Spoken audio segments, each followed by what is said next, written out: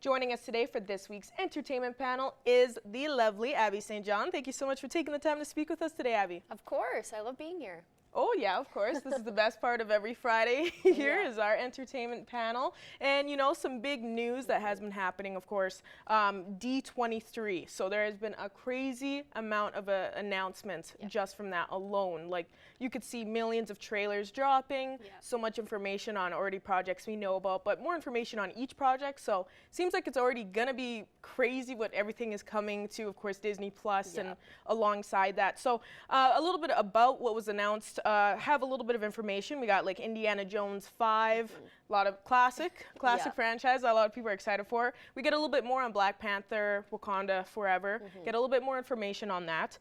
On Ant-Man and the Wasp: Quantumania. We get a lot more information on that as well. So I think a lot of people are excited. Daredevil Born Again. But you know, another big one is Thunderbolts. Yes. And of course, you know, us Marvel gals, this is a big one. So let's talk a little bit about that. We knew that Thunderbolts was going to happen. We got confirmation at the San Diego Comic-Con this year, so that's very exciting news. We knew it was happening. So of course we have Florence Pugh as Yelena. She is going to be the leader of the Thunderbolts, which I'm very, very excited for because I love her character, and where she took her character in Hawkeye was hilarious. Hannah John Kamen, who plays Ghost, who you would see in the second Ant-Man and the Wasp. She's also going to be on the team. Sebastian Stan is coming back as Bucky Barnes, Winter Soldier. Oh yeah, baby.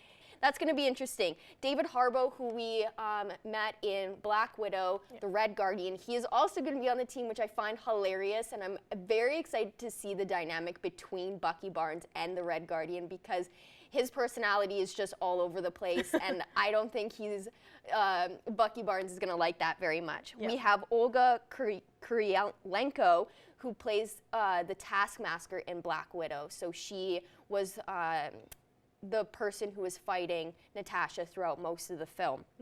Wyatt Russell, of course, we know as John Walker, U.S. agent from Falcon and Winter Soldier. He was kind of the first person to be brought onto the team. And of course, Julia Louis-Dreyfus, who plays Valentina, and she's kind of the recruiter, kind of like a Nick Fury. So that was a very exciting news that we got. There's going to be a lot of personality clashing for sure. Yeah, it's going to be very exciting, and I think everyone's really excited for it because it's going to be like a darker team. But other than, of course, some of the Marvel news, this is a huge one that we have to speak on when it came to D23, The Little Mermaid.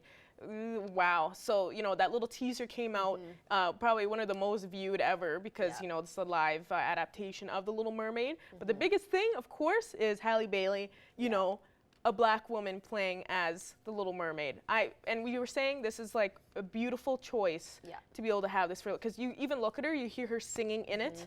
Absolutely amazing. Like there's nothing to even question when it comes to it. And of course, it's a mermaid, so why does it matter what race you are? And I think, and of course, there's controversy like crazy online. It's really sad to see all this racism. It's really showing. But talk a little bit about that because that was honestly a revelation when that revealed. And there's so much to speak on like that, especially with like the kind of the trend, but not really a trend, of just showing the reaction of all those Black little girls around the world, seeing this for the first time and seeing that, you know, representation of them on screen and just seeing that and hearing the voice. It's absolutely amazing. Yeah, I think she was the perfect cast. Even the casting director, he went in an interview and said that she was the first person that they saw, and it kind of set the bar. As soon as she started singing, it set the bar for the rest, and nobody surpassed that. So she was the perfect choice. She has the face, kind of doll-like, kind of princess Disney-esque face that works very, very well within Disney.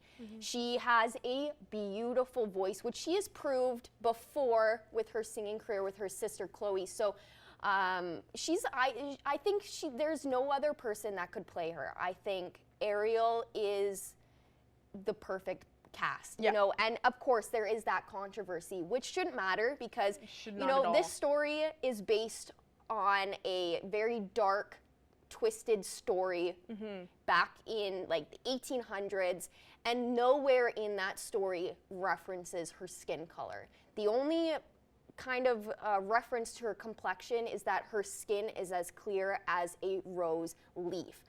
her complexion is perfect. There's no imperfections within it. That's what it was telling us. And if you look at the history and, you know, the folk tale of mermaids itself, it takes place in the Mediterranean Sea, which is Europe, Asia, and Africa.